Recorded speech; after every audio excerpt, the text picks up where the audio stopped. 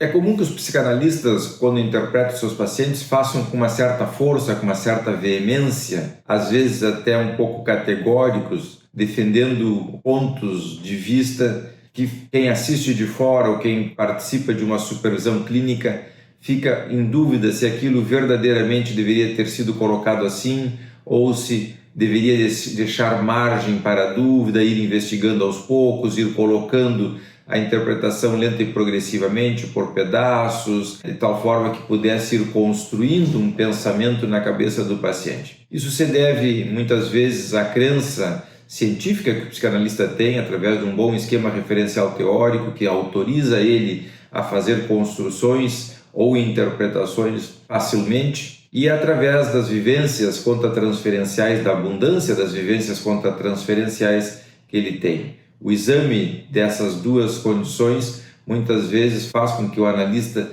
se imponha interpretativamente sem levar em consideração o paciente, sem colocar em dúvida, sem dividir a interpretação em pedaços, sem ir conduzindo lenta e progressivamente o pensamento do paciente de tal forma que ele possa formular, entender e concluir através dele aquilo que ele entende dele, e dessa forma então nós colocamos, ou o analista coloca, uma formulação já terminada, acabada na cabeça do paciente. Uma boa interpretação sempre tem como meta fazer com que o paciente conclua coisas e não o analista. O analista é uma ferramenta, deve ser uma ferramenta que leva o paciente a concluir, a se auto-interpretar, se autoconhecer e por fim então tomar consciência ou insight do seu mundo interno.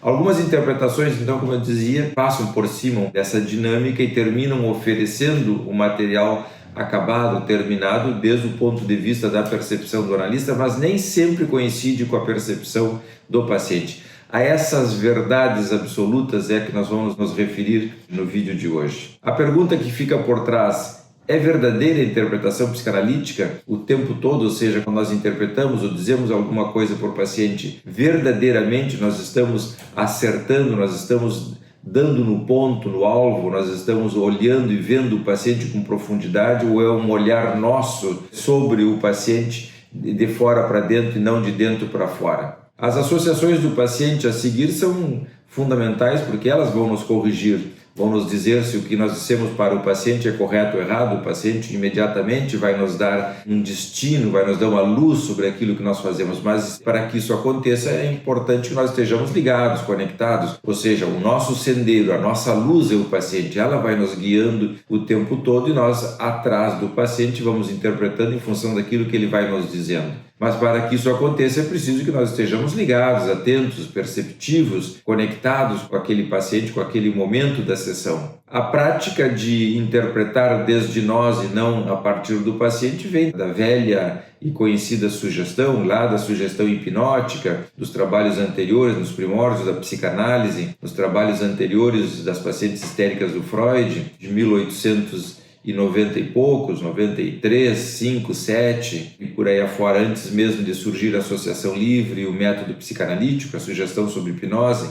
Daí vem um pouco essa ideia de que podemos entrar dentro do paciente, sugerir coisas, conduzir o paciente desde a nossa percepção, da ideia de que nós temos a verdade, nós somos os certos. Se o paciente nos seguir, de alguma maneira ele vai para um bom caminho. Essa é a verdade que nós queremos questionar, no sentido de que verdade estamos falando, se da do paciente ou da nossa, se nós queremos que o paciente seja a nossa imagem e semelhança ou queremos que o paciente seja autêntico, verdadeiro, a partir dele. Então, muitas vezes nós construímos histórias que não são verdadeiras desde o ponto de vista do paciente, que são cientificamente cabíveis, interessantes, inteligentes, fundamentadas, mas que tem que ver com o nosso mundo interno e não com o mundo do paciente. Aí vamos colando, colocando, o paciente vai se deformando para caber numa roupa que não é dele, como se um alfaiate tivesse cortado uma roupa que não é daquele paciente. Então o paciente se deforma por submissão e vai cabendo dentro das nossas interpretações, muitas vezes para nos satisfazer, mas por submissão, não por autenticidade. Então trocamos uma neurose por outra, o paciente não melhora, ele simplesmente muda a forma de expressar a sua conflitiva. O paciente, para mudar autêntica e verdadeiramente, ele tem que fazer esse processo a partir dele. Nossa função no consultório é levar a que o paciente se resolva dessa forma, entenda, perceba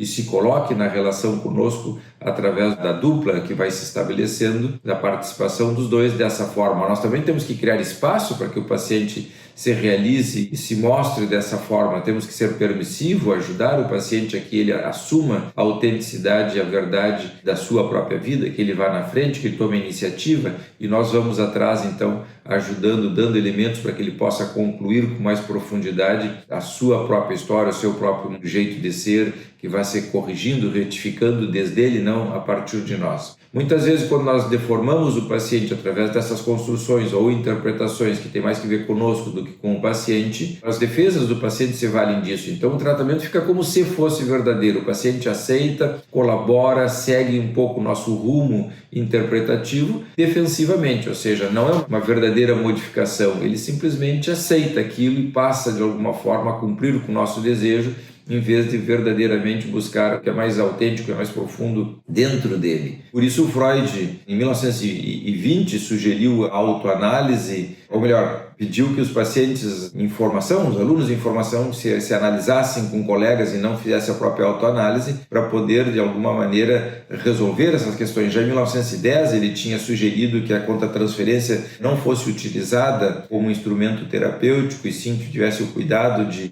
deixar de lado para não misturar o que era do paciente com o que era do analista. Sugeriu depois a abstinência analítica para descontaminar as sessões, porque os analistas da época estavam fazendo coisas desastrosas, muitas vezes misturando o que era seu com o que era do paciente, sugerindo coisas e deformando os pacientes com muita intensidade. Então surge a ideia da abstinência analítica. E a abstinência analítica? O analista não coloca o que é seu, fica mais respeitoso, mais distante do ponto de vista do seu mundo interno.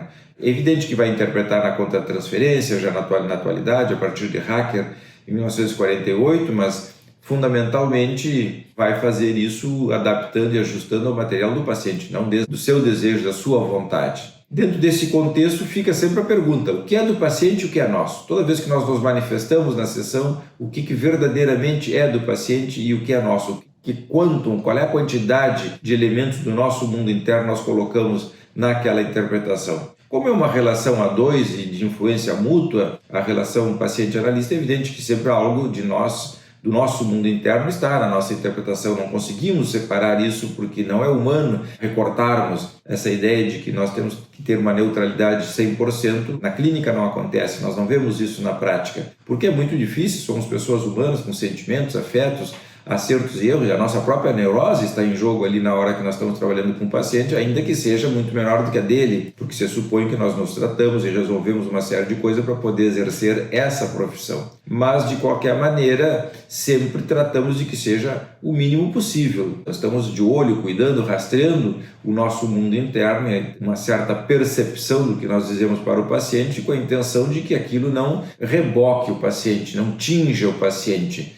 Aí vem a técnica de Levari, de Freud, que o ideal é quando nós vamos retirando coisas do paciente, não colocando coisas nossas em cima do paciente. Ou seja, nós não modelamos o paciente à nossa imagem e semelhança, mas descobrimos o que tem de mais verdadeiro dentro do bloco do paciente, a semelhança de Da Vinci, com um bloco de granito, vai esculpindo e tirando de dentro do bloco, de dentro do paciente, de dentro do inconsciente do paciente, aquilo que é mais autêntico e verdadeiro. Surge a beleza do paciente a partir daí, através da sua autenticidade, da sua verdade e tudo mais. Dentro desse contexto, algumas escolas de psicanálise propõem uma restrição total, uma abstinência total, um silêncio. Analistas não intervencionistas, escolas que defendem o não intervencionismo, ou seja, o analista interpreta o mínimo possível. Outros, como a escola inglesa de psicanálise, que o analista participa intensamente, vai interpretando desde o começo, abre a sessão já interpretando. Alguns analistas, pelo outro lado, ficam várias sessões em silêncio. Então, dentre esses dois extremos, existem várias possibilidades intermediárias.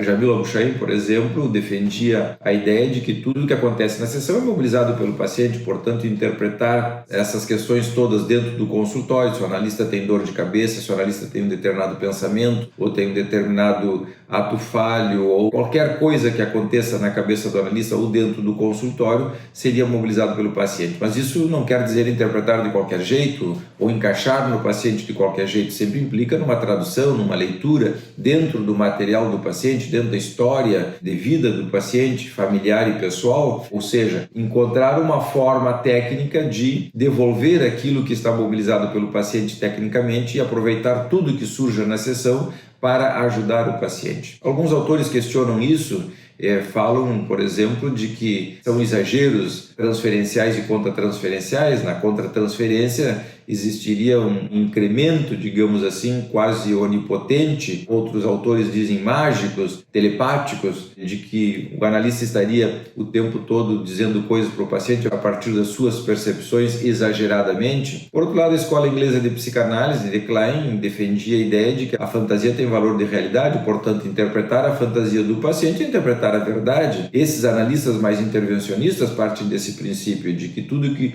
se diz dentro de uma sessão analítica é revelar as fantasias inconscientes, e se elas têm valor de verdade, revelar a fantasia significa falar a verdade, trazer o inconsciente para a superfície. Portanto, não perdem tempo, vão o tempo todo interpretando e mostrando dentro de um contexto de bom senso, evidentemente. Esses analistas muitas vezes, por exemplo, fazem uso das interpretações transferenciais intensamente. Muitas vezes outros analistas questionam e dizem que isso é quase um delírio de autorreferência, ou seja, tudo que o paciente faz está referido ao mundo interno do analista, ou seja, a dupla paciente-analista sempre está a projeção na relação transferencial com o analista presente. O analista, na medida que interpreta sistematicamente. Alguns colegas, então, defendem a ideia de que isso se transforma numa espécie de um delírio de autorreferência. Sempre o analista acha ou interpreta como se tudo na sessão tivesse relacionado com ele. Então são diferentes maneiras, diferentes escolas, diferentes modalidades de interpretar. O certo é que um tratamento psicanalítico tem, por último, que integrar o paciente, aumentar a integração do paciente, aumentar a capacidade de amar do paciente, fazer com que ele, de alguma forma, se integre com as pessoas à volta, se integre consigo, seja mais feliz, seja mais capaz, autêntico, verdadeiro, se realize mais na vida. E isso é o que nós observamos no consultório através do nosso trabalho. É um trabalho de formiguinha, um trabalho delicado. Quando eu falo do valor artístico da interpretação, eu não me refiro a essa coisa de tirar da manga, tirar da cartola, tirar da cabeça, inventar ou improvisar a interpretação, mas que o analista tem essa habilidade, essa sensibilidade, digamos, de poder pescar, olhar, examinar, ver o que vale a pena, dizer o que não vale a pena, ir e vir, retificar, ser humilde o suficiente para voltar atrás e corrigir as suas interpretações e voltar a insistir, ser paciencioso, teimoso muitas vezes no sentido de buscar outras maneiras de dizer o mesmo se o paciente porventura não entende ou não é o momento, não é o timing e assim por diante. Que tenha tenacidade suficiente para em algum momento poder mostrar para o paciente aquilo que ele enxerga e que o paciente não pode enxergar, porque existe toda uma barreira protetora, defensiva e resistencial que impede que as nossas interpretações entrem para dentro do paciente e abram um campo de clivagem para que aquilo drene, esses conteúdos drenem e surjam na superfície. Analisar é revelar os conteúdos inconscientes e facilitar, possibilitar que o paciente se conheça melhor, que ele tenha domínio do seu mundo interno, que ele possa ir e vir, que ele flua livremente dentro de si, que ele tenha liberdade de pensar sobre coisas que antes não pensava, que ele possa de alguma forma se autodefinir, se autoconhecer, que ele possa ter uma visão mais profunda e complexa de si, que ele possa jogar com esses elementos e ser mais capaz, mais potente, mais realizado na vida, ter uma autoestima mais interessante, que ele possa se posicionar de forma tranquila e serena, adequado à realidade tanto interna quanto externa, quando ele pode juntar as suas vivências internas, corrigindo a sua história de vida familiar e pessoal e possa adaptar e aplicar isso na vida prática. Bom, esse era o nosso vídeo de hoje, espero que vocês tenham gostado. Até o próximo vídeo. Um abraço para todos.